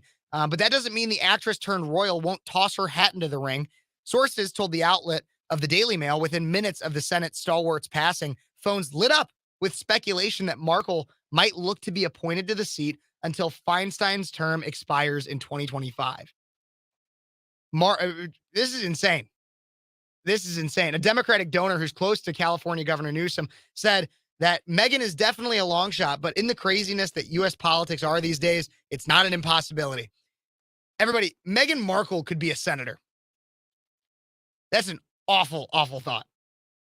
As we know from all of her media coverage in the past, she is the person that says, I just want to live in the shadows. I just want to live in the shadows. I don't want anybody to pay attention to me, after her marrying Prince Harry. And then at the same time, she films a documentary or a docuseries on Netflix trying to get more attention. She's sad that no one's paying attention to her anymore. Interesting enough, when it comes to Meghan Markle, Prince Harry says that he needs, quote, electric shock therapy to forget Meghan's sex scenes in her famous show Suits. Well, maybe that's just because you chose the wrong woman. That's what I'd say, Prince. Well, everybody, I want to dive into this more, and I'll probably make a video for it on YouTube sometime this week. But I gotta get out of here. As you can hear, the music's playing me out on the radio. But I do want to say to everybody, thank you so much for tuning in. This has been over 2 years now of Speechless, and I appreciate each and every one of you that has ever tuned in, even for just one segment. God bless you. God bless America. And until next week, this is Speechless, and I'm your host, Kev Phares. Everybody, obviously getting done here on the radio. Thank you guys so much for tuning in. I appreciate it. Do not forget to like, subscribe, share, and comment. Go check out some of my other videos and stay tuned. Got some fun stuff coming up this week. God bless you. God bless America. And until next time, you've been watching Speechless.